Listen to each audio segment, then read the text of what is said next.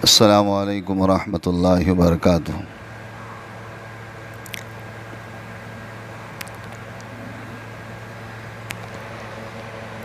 الحمد للہ رب العالمین، والصلاة والسلام علی سید الانبیاء والمرسلین، اما بعد فاعوذ باللہ من الشیطان الرجیم، بسم اللہ الرحمن الرحیم۔ الا ان اولیاء اللہ لا خوف علیہم ولا هم یحزنون۔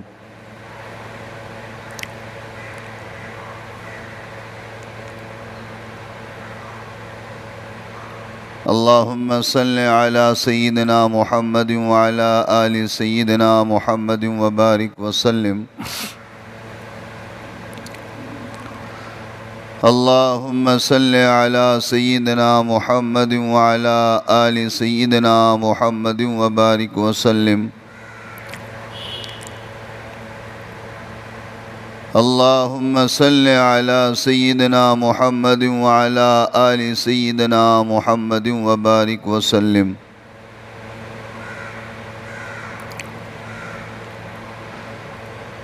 سب سے پہلے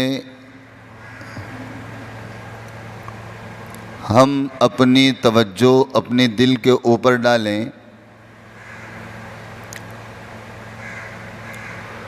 اور یہ سوچیں، یہ غور کریں کہ آخر کار ہم لوگ کس کی امت ہیں؟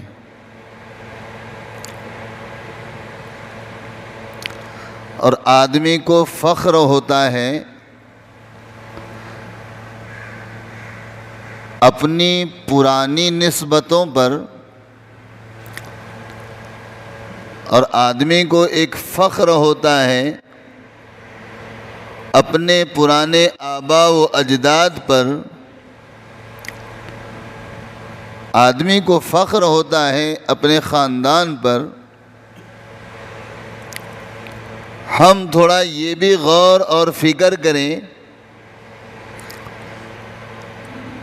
کہ ہم کس نبی کی امت ہیں۔ دیکھو، ایک تو ہے بیگانہ بن کر، دیوانہ بن کر بس آدمی اپنی زندگی گزارے، اور ایک ہے آدمی غور و فکر کر کے زندگی گزارے۔ دونوں میں فرق ہے۔ غور اور فکر کر کے زندگی گزارنے والے کے طور طریقے، اعمال، افعال الگ ہوتے ہیں۔ غور فکر کر کے زندگی گزارنے والا ہر بات سوچتا ہے، ہر بات کی فکر کرتا ہے، ہر عمل کی فکر کرتا ہے، اور جو اپنی زندگی کے بارے میں غور فکر کرتا نہیں ہے تو وہ مینڈیوں کی طرح تو چلتے رہتا ہے، وہ جدھر چلے ادھر چلے۔ بس مسئلہ زندگی کا اپنا یہ ہے، چرنا ہے اور بقیہ زندگی گزارنا ہے، دوسرا کوئی مسئلہ ہے؟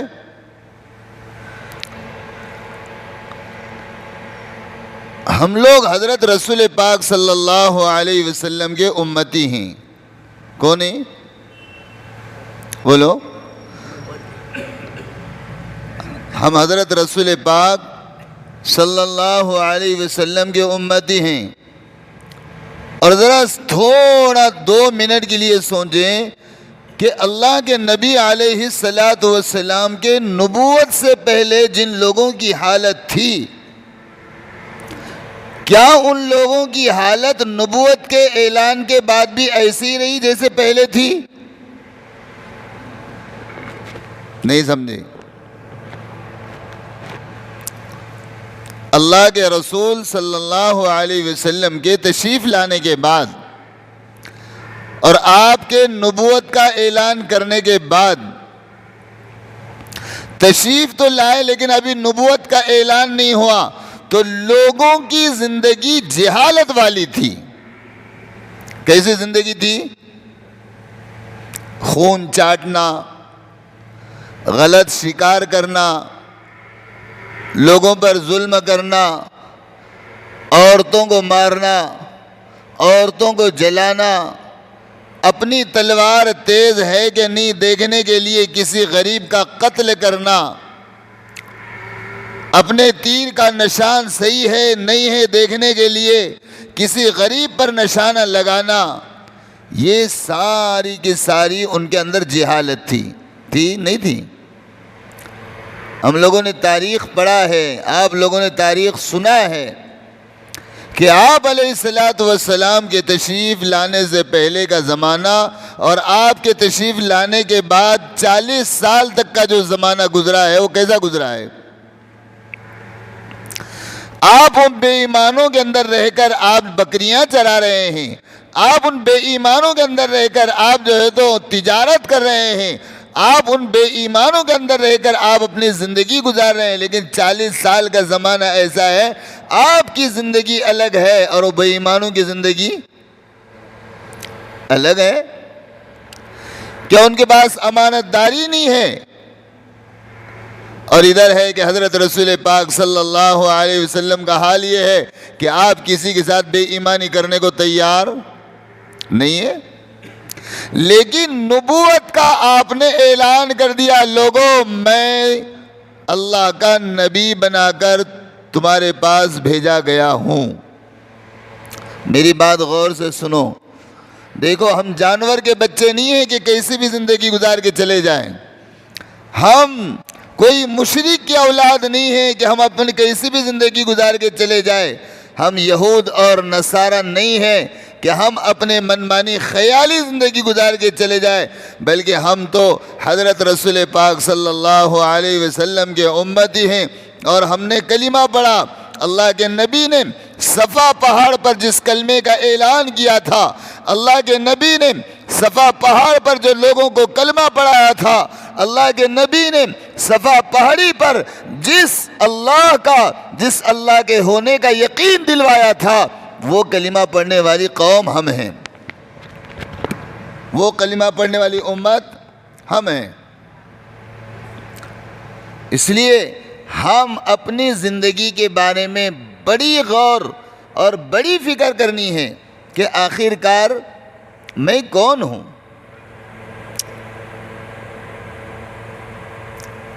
اور اب میری صفات کو، میرے اخلاق کو، میرے اعمال کو، میری سیرت کو، میری صورت کو کس چیز میں اور کس کی طرف ڈھالنا ہے، اس کا غور اور فکر کرنا ہے۔ کرنا پڑے گا نہیں کرنا پڑے گا؟ میں نے شروع میں ایک بات کہی آپ کو کہ آدمی اپنے پرانوں پر کو دیکھ کر اور آدمی اپنے خاندان کو دیکھ کر فخر کرتا ہے۔ ہم دیکھیں ہمارے دیکھنے کی چیز کیا ہے؟ ہمارے دیکھنے کی چیز ہمارا خاندان ہے، ہمارے دیکھنے کی چیز ہمارا گاؤں، ہمارا وطن ہے، ہمارے دیکھنے کی چیز ہمارا علم، ہماری حیثیت ہے؟ نہیں جی، ہماری دیکھنے کی اگر کوئی چیز ہے تو وہ نسبت ہے جو حضرت رسول پاک صلی اللہ علیہ وسلم سے لگی ہوئی ہے۔ کس سے لگی ہوئی ہے؟ بھئی آپ کون ہیں؟ تو ہم صاف کہتے ہیں ہم وہ لوگ ہیں، ہم مسلمان ہیں۔ مطلب کیا ہے؟ مسلمان کا مطلب یہ ہے کہ ہم ایک اللہ کو مانتے ہیں اور ایک نبی کی اطاعت کرتے ہیں۔ کتنے نبیوں کی اطاعت کرتے ہیں؟ ہمارے پاس اطاعت کے لیے نبی بھی ایک ہے اور ماننے کے لیے ہمارے پاس رب بھی ایک ہی ہے۔ تو میں یہ کہنا چاہ رہا ہوں میرے بھائیوں، ہم کس نبی کی امت ہیں؟ ذرا تھوڑا سا سوچئے کہ ایک مرتبہ حضرت رسول پاک صلی اللہ علیہ وسلم نے اللہ جل جلالہ عما نوالہ سے یہ درخواست کی، درخواست نہیں بلکہ اللہ کے نبی کی ایک فکر اور ایک سوچ رہی۔ کیا سوچ؟ کہ اللہ کے نبی علیہ الصلاۃ والسلام غمگین ہیں، اللہ کے نبی علیہ الصلاۃ والسلام پریشان ہیں، اور اللہ کے نبی علیہ الصلاۃ والسلام کی پیشانی مبارک پر پسینہ آیا ہوا ہے۔ اللہ کے رسول علیہ الصلاۃ والسلام بہت زیادہ گہری سوچ میں ہیں۔ حضرت جبریل علی نبینا علیہ الصلاۃ والسلام کا نزول ہوتا ہے، حضرت جبریل آتے ہیں اور حضرت جبریل آ کر پوچھ رہے ہیں کہ یا رسول اللہ صلی اللہ علیہ وسلم، اللہ نے آپ کو سلام عرض کیا ہے۔ کون سلام کر رہا ہے؟ اللہ۔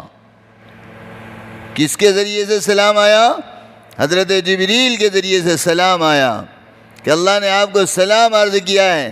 پھر اللہ پوچھ رہا ہے کہ یا نبی اللہ، آپ اتنے زیادہ غمگین اور پریشان کیوں ہیں؟ تو اللہ کے نبی علیہ الصلاۃ والسلام نے یہ نہیں فرمایا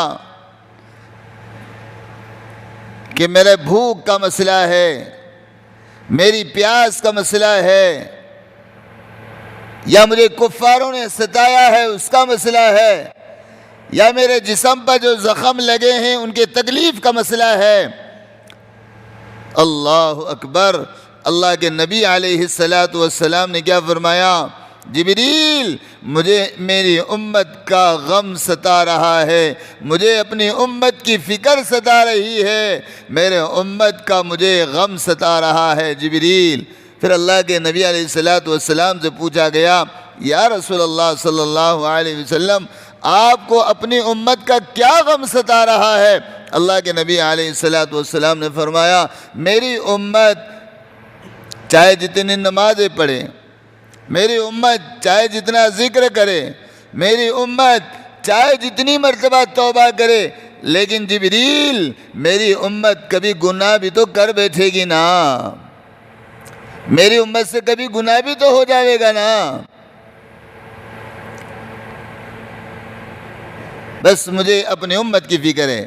یہ پیغام لے کر اللہ کے پاس حضرت جبریل پہنچتے ہیں۔ اللہ تعالیٰ فرماتے ہیں کہ میرے حبیب نے کیا کہا، یہ سارا پیغام سنا دیا گیا۔ فرمایا کہ حبیب کو اتنی فکر اس امت کی کیوں ہے؟ تو اللہ کے نبی علیہ الصلاۃ والسلام نے جبریل علیہ الصلاۃ والسلام کو جواب دیا کہ اس امت سے مجھے محبت ہے۔ کیا جواب دیا؟ کیا جواب دیا؟ کس کو محبت ہے؟ اللہ کے نبی کو ہم لوگوں سے محبت ہے۔ اللہ کے نبی علیہ الصلاۃ والسلام کو اس امت سے محبت ہے۔ بھئی اس امت کے ان لوگوں سے ہی نہیں ہے جو رات کو سجدے کرنے والے ہو، مالدار ہو، خوبصورت ہو، عہدیدار ہو، ان لوگوں سے ہی نہیں ہے، بلکہ اس امت کا وہ بندہ جس کو دو آنکھ نہ ہو، جس کو دو پیر نہ ہو، جس کو دو ہاتھ نہ ہو، جس کو مکان نہ ہو، جس کی خوبصورتی نہ ہو، لیکن وہ حضرت رسول پاک صلی اللہ علیہ وسلم پر اگر ایمان لانے والا ہے، اللہ کے نبی علیہ الصلاۃ والسلام کو اس کی فکر ہے۔ ارے میں آپ تو بڑے ظالم لوگ ہیں، میں تو دوستی اس سے کروں گا جس کا جیب گرم ہوتا ہے، دوستی اس سے کروں گا جس کے پاس گاڑی ہوتی ہے، دوستی اس سے کروں گا جس سے کوئی مطلب ہوتا ہے۔ یا اللہ، حبیب کی محبت کو دیکھو صلی اللہ علیہ وسلم۔ فرمایا جبریل، مجھے اپنی امت کا غم ستا رہا ہے اور میری امت سے مجھے محبت ہے۔ کیا فرمایا؟ میری امت سے مجھے، بولو، محبت ہے۔ حضرت جبریل یہ پیغام لے کر جاتے ہیں، اللہ کو پیغام سنا رہے ہیں۔ اللہ دیکھو، اب جو جملہ بولنے میں جا رہا ہوں یہ جملہ بہت خاص ہے اور یہ جملہ بہت اہم ہے۔ کیا فرمایا؟ حضرت جبریل جا کر عرض کر رہے ہیں، اے اللہ، حبیب کی بے چینی اس لیے ہے، حبیب کا رونا اس لیے ہے، حبیب کا غم اس لیے ہے، حبیب کی نیند اس لیے اڑ گئی ہے، حبیب کا چین اس لیے ختم ہو گیا ہے کہ آپ کو امت سے بہت محبت ہے۔ اللہ نے فرمایا، جبریل میرے حبیب سے جا کر کہہ دو، اگر تیری امت سے ہمیں محبت نہ ہوتی، تیری امت اگر ہمارے پاس محبوب نہ ہوتی، تو اس محبوب امت کو ہم محبوب نبی نہ دیتے۔ کیا فرمایا؟ اگر یہ امت اللہ کو محبوب نہ ہوتی تو اللہ فرماتے ہیں کہ اس محبوب امت کو ہم محبوب نبی نہ عطا کرتے.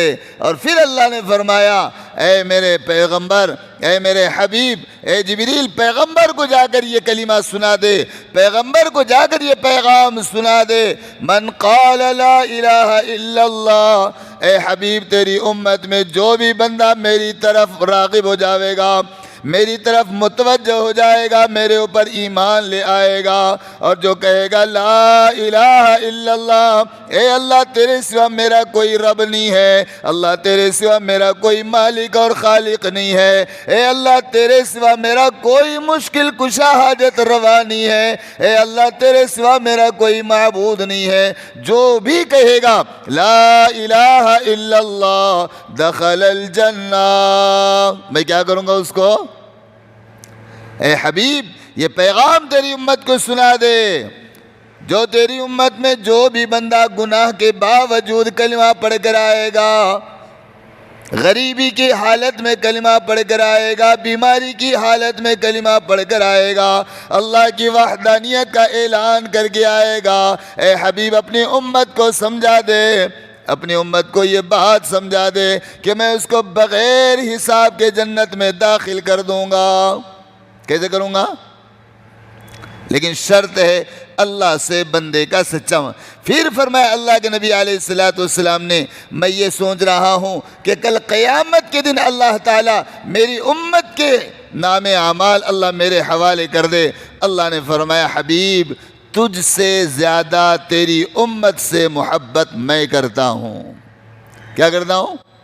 اللہ کے نبی سے زیادہ اس امت کی محبت، اس امت سے محبت کون کرتا ہے؟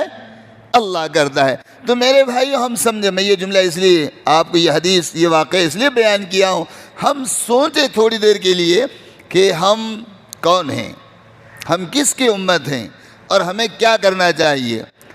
جیسے الحمدللہ محرم الحرام کے مہینے میں ہم لوگ داخل ہو گئے ہیں، لیکن اس کا احساس ذرا بھی ہمیں نہیں ہے کہ محرم الحرام کا مہینہ آ گیا، محرم کی کئی تاریخیں نکل گئی، لیکن ہمیں اس میں کرنا کیا چاہیے تھا. اتنا ہی پتہ ہے کہ محرم الحرام میں لوگ تعزیے بٹھاتے ہیں، اتنا ہی معلوم ہے. اتنا ہی معلوم ہے کہ محرم الحرام میں لوگ تماشے کرتے ہیں. اتنا ہی پتہ ہے کہ محرم الحرام آیا تو لوگ اپنے گھروں میں روٹ اور چونگے بنا دیتے ہیں.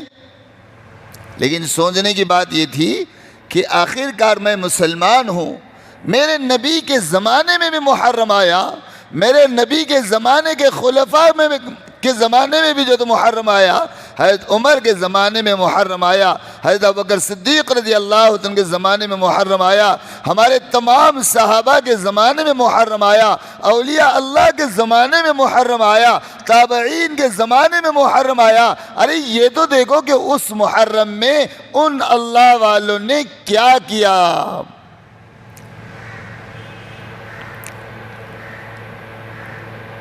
ابھی بھی یہ تو بات ہمیں پتہ ہی نہیں ہے کہ محرم کیوں آیا. محرم الحرام اللہ رب العالمین نے جب مہینوں کو شمار کیا اور مہینوں کی جب اللہ نے ترتیب لگایا تو سب سے پہلے اللہ تعالیٰ نے اسلام کے لیے محرم الحرام کے مہینے کو چنا. کس کو چنا؟ اور دن کو چنا تو اللہ نے جمعہ کے دن کو چنا. دن کو چنا دو، پہلا دن افضل دن، سب سے افضل دن جمعہ کا دن.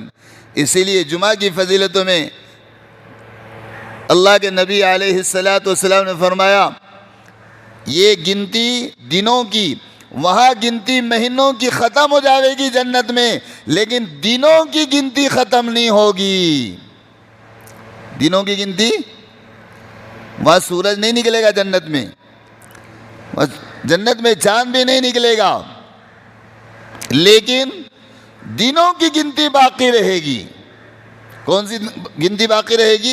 کہ آج جمعرات ہے، آج ہفتہ ہے، آج بدھ ہے، آج پیر ہے، آج منگل ہے. یہ دنوں کی گنتی چالو رہے گی. لیکن مہینوں کی گنتی نہیں رہے گی۔ اسی لیے فرمایا اللہ کے نبی علیہ السلام نے، اے جمعہ کو آنے والے مسلمانوں، قرآن سے محبت کرنے والے مسلمانوں، اللہ سے محبت کرنے والے مسلمانوں، جب تمہیں جنت میں داخل کر دیا جائے گا تم سارے جنت میں ہو جاویں گے، تمہاری عورتیں جنت میں چلی جاوے گی، تو تم اللہ سے ملاقات کے لیے کہاں جاؤ گے؟ آج تم اللہ سے ملاقات کے لیے کعبۃ اللہ چلے جاتے ہو، اللہ سے ملاقات کے لیے مسجد اقصی چلے جاتے ہو، اللہ سے ملاقات کے لیے تم اپنے محلات کے مسجدوں میں چلے جاتے ہو، لیکن جب تم جنت میں چلے جائیں گے تو اللہ سے ملاقات کے لیے کہاں جاؤ گے؟ اللہ سے ملاقات کے لیے کہاں جاؤ گے؟ فرمایا نہیں، جب تم نے اللہ کو ایک مانا، جب تم نے اللہ کی وحدانیت کو قبول کیا، جب تم نے رب کو رب مانا، تم نے رب کے ساتھ کسی کو شریک نہیں کیا، تم نے رب کے ساتھ کبھی کوئی غداری نہیں کیا، تو رب تمہیں جنت میں داخل کر دے گا، اور رب کی شان یہ ہوگی، تمہارا مقام یہ ہوگا، تمہاری ملاقات کے لیے رب تمہاری جنت میں خود حاضر ہوگا۔ کیا ہوگا؟ اب تم کو دوڑنے کی ضرورت نہیں، کہا کہ جنت میں سارے جنتیوں کو جمع کر دیا جائے گا، سارے جنتیوں کو جمع کر دیا جائے گا۔ چلو کون آ رہا ہے؟ اب تمہارا رب تمہاری ملاقات کو آ رہا ہے، چلو سارے کے سارے جنتی، سارے اولین اور سارے آخرین، سارے جنتیوں کو جمع کیا جائے گا، لیکن جہاں سب جنتیوں کو جمع کیا جائے گا وہاں جنتی عورتوں کو جمع نہیں کیا جائے گا۔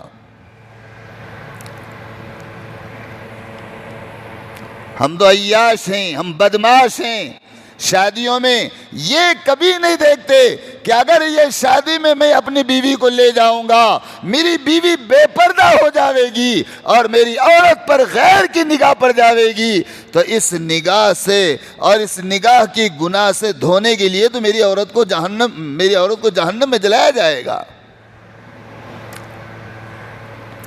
بے پردگی کرنے والی عورت بغیر توبہ کے اگر مر گئی تو اس کو پہلے جہنم میں جلا کر پاک کیا جائے گا، اس کے بعد اس کو جنت میں داخل کر دیا جائے گا۔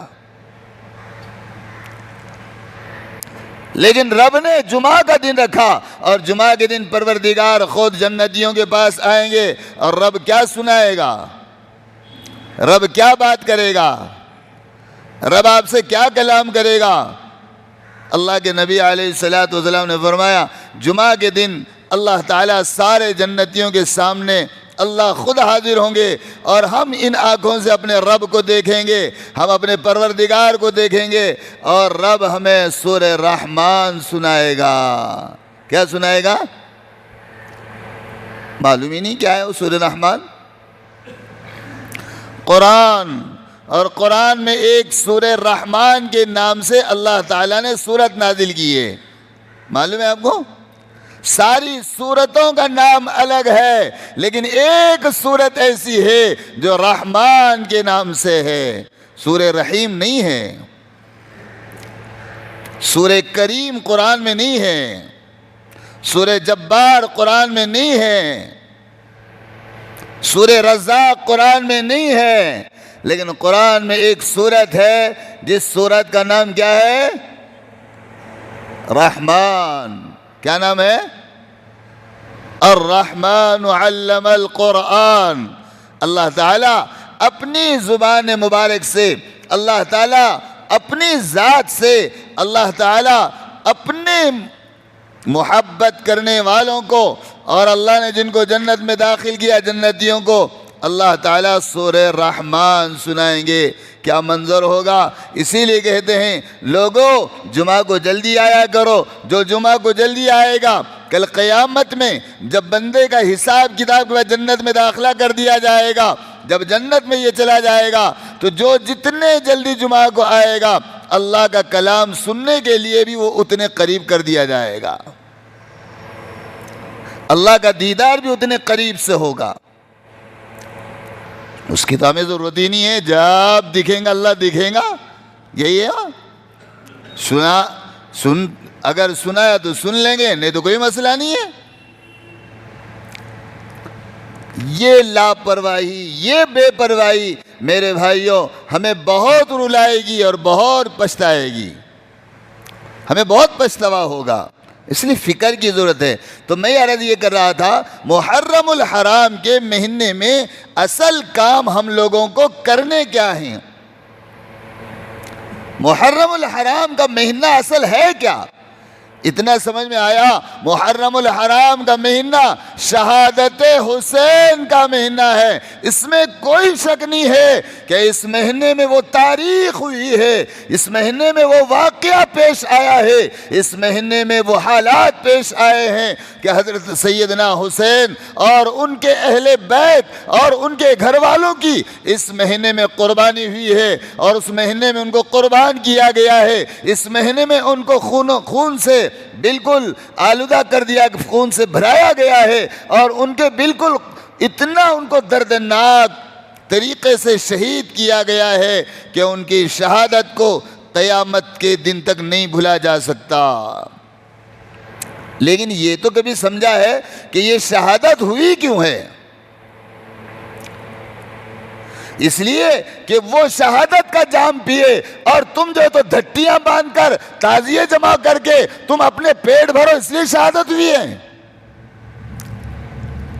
ان کی شہادت اس لیے ہوئی ہے کہ تم ان کے شہادت کے نام پر تم اپنے میلے لگاؤ اور تم اپنی عورتوں کو جمع کراؤ اور لوگوں کے تماشے دکھاؤ۔ کیا اس لیے ان کی شہادت ہوئی ہے؟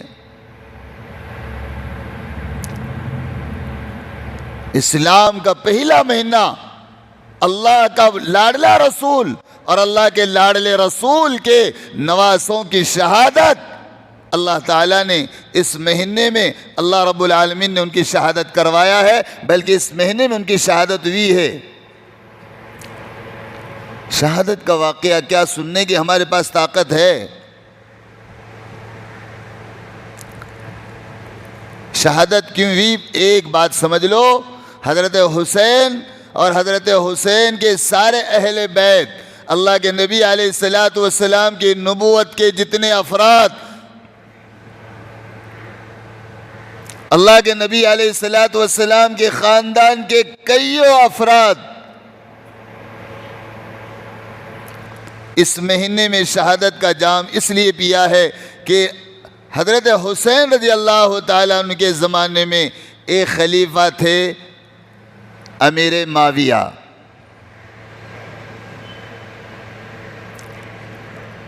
امیر معاویہ کا ایک بیٹا تھا یزید۔ کس کا بیٹا تھا؟ امیر معاویہ کا بیٹا یزید تھا۔ لیکن باپ نیک ہو جائے تو اولاد نیک ہو جائے گی، اس کی گارنٹی اس لیے کہ ادھر دیکھا گیا حضرت نوح علیہ السلام نبی ہیں، ان کا بیٹا کافر نکل گیا، ہوا نہیں ہوا؟ حضرت ابراہیم علیہ السلام نبی ہیں، ان کا باپ کافر تھا۔ اللہ کے نبی علیہ السلام ادھر نبی ہیں، ان کا چچا کافر ہو کر مر گیا۔ امیر معاویہ ان کی وفات کے بعد یزید بادشاہ بنا، اور یزید اس زمانے میں یہ نہیں تھا کہ کوئی بھی بادشاہ بن جاوے، سمجھے کہ نہیں؟ بادشاہ تقوی والا ہوا کرتا تھا، بادشاہ تہجد گزار ہوا کرتا تھا، بادشاہ شریعت کو لے کر چلنے والا ہوا کرتا تھا، بادشاہ شریعت کی حفاظت کرنے والا ہوا کرتا تھا۔ اور خلافت راشدہ کا زمانہ جب گزر گیا، حضرت عثمان غنی رضی اللہ تعالیٰ کی خلافت ختم ہو گئی، اس کے بعد امیر معاویہ کو جب ولی بنایا گیا، تو امیر معاویہ کے بعد یزید نے خلافت تھام لی۔ لیکن اب پتہ تھا کہ حسین اور حسین کے سارے گھرانے والے اور حسین کے ساتھی ہماری خلافت کو قبول نہیں کریں گے۔ اس کے لیے اب کیا کیا جائے؟ ان کو بلایا جائے اور بلا کر اگر وہ ہمارے ہاتھ پر بیعت کرتے ہیں، اب بتاؤ یہ حسین حضرت رسول پاک صلی اللہ علیہ وسلم کے نواسے، جو اللہ کے نبی علیہ الصلوۃ والسلام کے کندھوں پر کھیلے ہو، جو اللہ کے نبی علیہ الصلوۃ والسلام کے گود میں کھیلے ہو، حضرت حسین کن گھرانے کا بچہ ہے؟ حضرت حسین اس گھرانے کی اولاد ہے کہ جن کا دروازہ جب کھلتا تھا تو مسجد نبوی کے اندر کھلتا تھا۔ حضرت حسین ایک مرتبہ اللہ کے نبی علیہ الصلوۃ والسلام حضرت حسین رضی اللہ تعالیٰ عنہ کو اپنے پیٹھ پر بٹھائے ہیں، اور آپ کیا کر رہے ہیں؟ اپنے گھر میں گھوم رہے ہیں اور اپنے نواسے سے کہہ رہے ہیں، حسین آپ کی سواری کیسی ہے؟ حسین آپ کی سواری کیسی ہے؟ تو اما عائشہ صدیقہ رضی اللہ تعالی عنہا نے جواب دیا، یا رسول اللہ صلی اللہ علیہ وسلم اگر سواری اچھی ہے تو یا رسول اللہ سوار بھی تو اچھا ہے۔ اسی لیے فرمایا حسنین کو، حسن اور حسین کو جنت کے سارے جنتیوں کا سردار بنا دیا گیا ہے۔ کون ہے یہ؟ جنت کے حضرت علی کے بارے میں نہیں فرمایا، علی کو نہیں فرمایا کہ علی سارے جنتیوں کا سردار ہوگا، نہیں فرمایا، لیکن فرمایا حسن حسین، یہ دونوں اللہ تعالیٰ ان دونوں کو جنت کے سارے جوانوں کا بلکہ جنتیوں کا اللہ تعالیٰ ان کو سردار بنائیں گے۔ وہ حسین جب یزید خلیفہ بنا ہے تو یزید نے اور یزید کے وہ سارے لوگوں نے کوفہ سے بہت سارے خط بھیجے کہ ہم کو حضرت حسین کی ضرورت ہے، حضرت حسین کو کوفہ بھیجو۔ بہت خطوط آئے اور ان خطوط کو شمار کرنا بیکار ہے، کوئی 50,000 کہتا ہے، کوئی 10,000 کہتا ہے، کوئی 10,000 بوریاں کہتا ہے، بہرحال جو بھی ہو اطمینان کے لیے کہ حسین کو، لیکن یزید کے دل میں ایک خرابی تھی، یزید کی نیت خراب ہو چکی تھی کہ حسین اگر ہماری بیعت کو قبول کر لے تو ہم حسین کو معاف کر دیں گے، اور اگر حسین ہماری بیعت کو قبول نہ کرے تو ہم حسین کو معاف نہیں کریں گے۔ وہاں کے حالات دیکھنے کے لیے حضرت حسین نے حضرت عقیل رضی اللہ تعالیٰ عنہ کو بھیجا، اور حضرت عقیل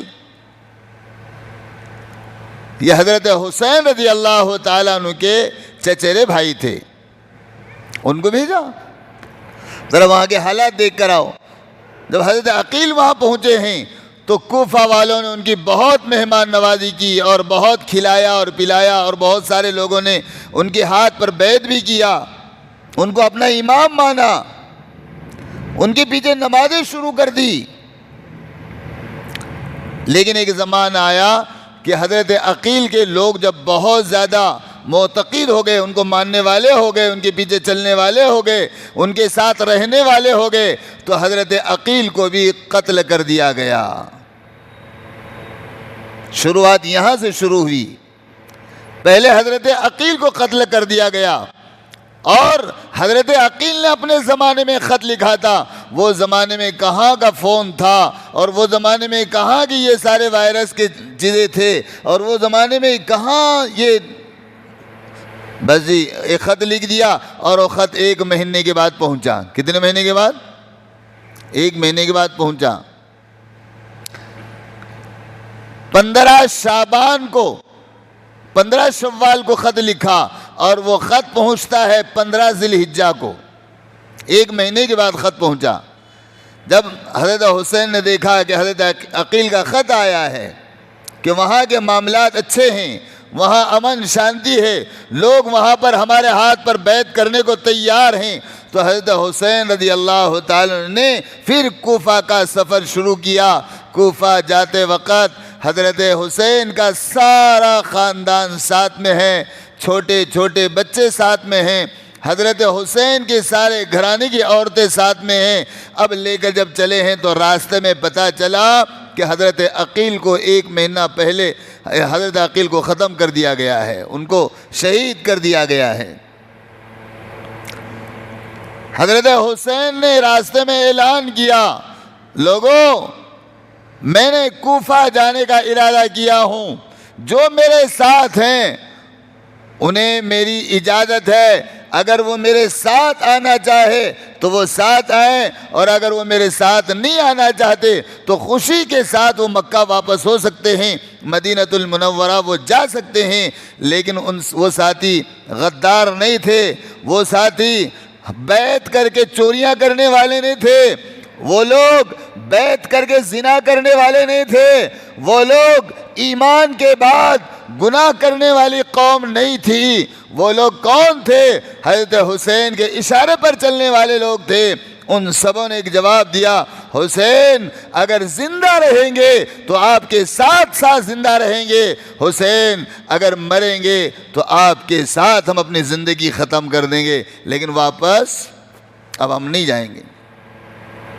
حالات یہ ہوئے کہ تھوڑا آگے پہنچنے پر میدان کربلا میں محاصرہ ڈالا گیا۔ یہ حضرت حسین کا قافلہ رکا، ادھر سے یزید کا قافلہ آیا، اور اس قافلے نے آ کر حضرت حسین رضی اللہ تعالیٰ سے یہ کہا کہ آپ کو یزید سے بیعت کرنی پڑے گی، اور اگر آپ بیعت نہیں کریں گے تو آپ کو مقابلہ کرنا پڑے گا۔ اب گنتی کے یہ لوگ تھے، ہزاروں کی تعداد میں وہ لوگ تھے۔ حضرت حسین نے کہا کہ مجھے یزید سے ملاقات کرا دو، لیکن بیچ میں کے جو بدماش تھے انہوں نے یزید سے ملاقات نہیں کرائی۔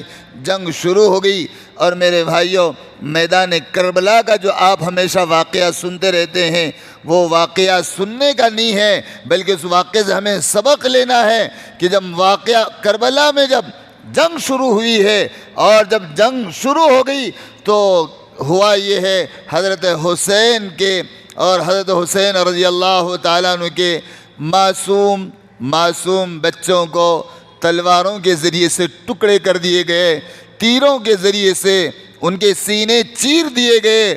حضرت حسین کا وہ خاندان ہے، حضرت حسین کا وہ خاندان ہے جن کے زندگی میں ایک گناہ نہیں ہے، گناہ صرف یہ ہے کہ یزید گناہ گار سے بیعت نہیں کرنی ہے۔ یزید کے بارے میں آیا، وہ مسلمان تھا لیکن غدار تھا، مسلمان تھا شرابی تھا، مسلمان تھا زانی تھا، مسلمان تھا بے ایمان تھا۔ حضرت حسین نے کہا کہ شریعت میں بے ایمان کے ہاتھ پر بیعت نہیں ہے، شریعت میں زانی کے ہاتھ پر بیعت نہیں ہے۔ حضرت حسین نے کہا کہ بیعت اس کے ہاتھ پر کی جائے گی جس کے اندر تقوی ہوگا، اور یزید تقوی والا نہیں ہے۔ ہم جان تو دے سکتے ہیں، نبی کے دین کی حفاظت جان دے کر کی جا سکتی ہے، لیکن یزید کے ہاتھ پر بیعت کر کے اپنی جان نہیں بچائی جا سکتی۔ حضرت حسین نے اس بات کو قبول کیا، یزید کے ہاتھ پر ہم بیعت تو نہیں کریں گے، لیکن نانا کے دین کی حفاظت کے لیے ہم جنگ کریں گے۔ یہ حالت یہ ہوئی میرے بھائیوں کہ میدان کربلا میں اللہ کے رسول صلی اللہ علیہ وسلم کے خاندان کی شہادت ہوئی ہے۔ وہ مہینہ محرم الحرام کا مہینہ ہے۔ اب ذرا سوچو، اللہ کے نبی کے خاندان کی موتیں ہوئی ہیں، اللہ کے نبی کے خاندان کی شہادت ہوئی ہے، اللہ کے نبی علیہ السلام کے نواسوں کا قتل ہوا ہے، اللہ کے نبی علیہ السلام کے نواسوں کے بیٹوں کا قتل ہوا ہے، اور یہ مسلمان محرم الحرام میں ان کے نام پر تعزیے بنا رہا ہے، یہ مسلمان ان کے نام پر روٹ اور چونگے بھی بنا رہا ہے، اور یہ مسلمان ان کے نام پر کھانے بنوا کر تقسیم بھی کر رہا ہے۔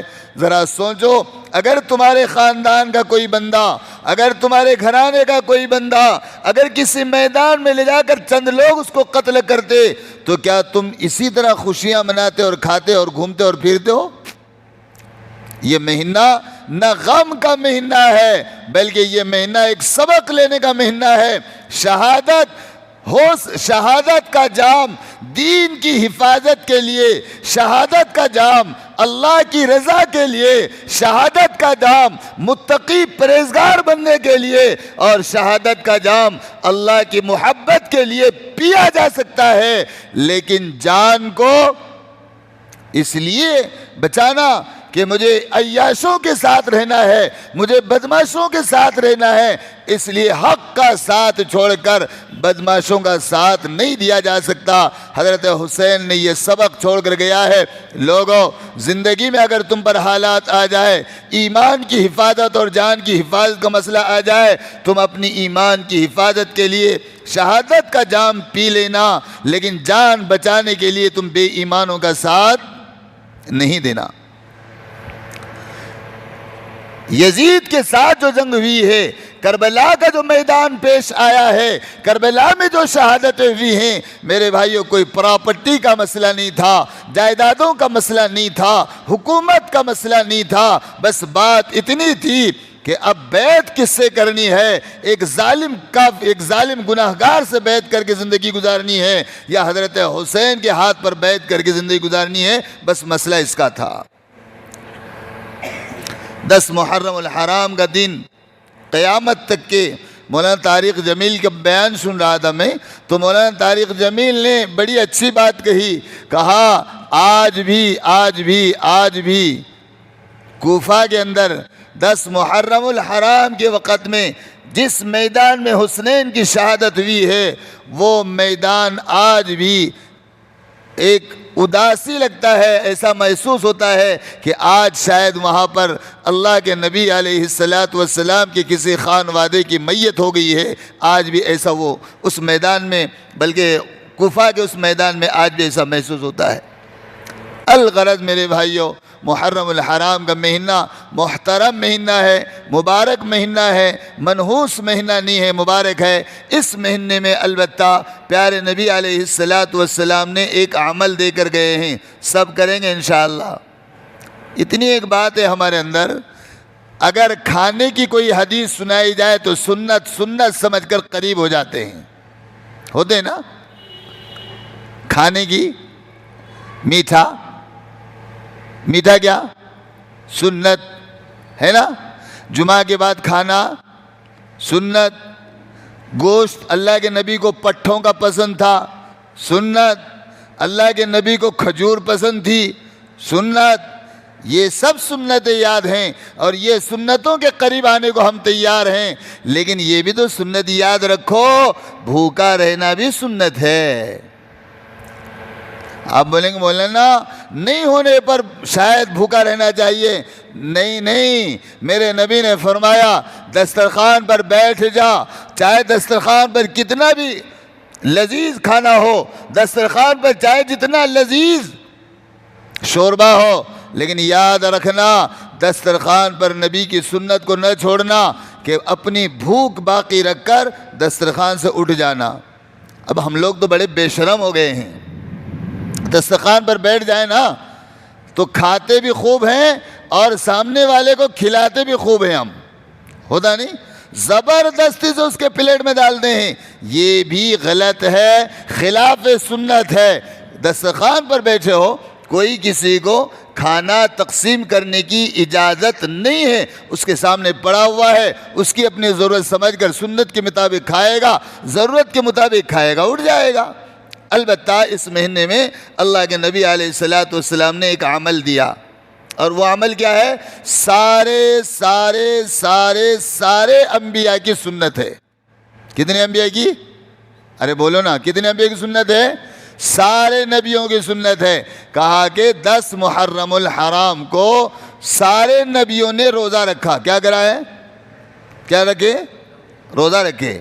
اور اللہ کے نبی علیہ الصلوۃ والسلام فرماتے ہیں میں امید رکھتا ہوں کہ اس روزے کی وجہ سے اللہ تعالی سارے سال کا اللہ ثواب عطا فرمائیں گے۔ باپ مرا تو مچھا بڑھاتے، اتنے بڑے بڑے داڑھی رکھتے، ناخنا بڑھاتے نہیں۔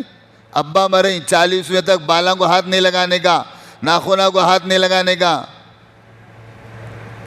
جہالت پر عمل کرنے کو تیار ہیں۔ یہ سارا نبوت سے پہلے کا زمانہ تھا، سمجھ میں آیا؟ ارے تم نبوت کے بعد کے مسلمان ہو، یہ ساری چیزوں کو چھوڑ دو۔ اب محرم میں کرنا کیا ہے بھئی؟ 10 محرم الحرام کو یوم عاشورہ کہتے ہیں، اس کو یوم عاشورہ کہتے ہیں۔ یوم عاشورہ کو سارے لوگوں نے روزہ رہنا ہے۔ کیا کرنا ہے؟ بس ایک عمل ہے اتنا۔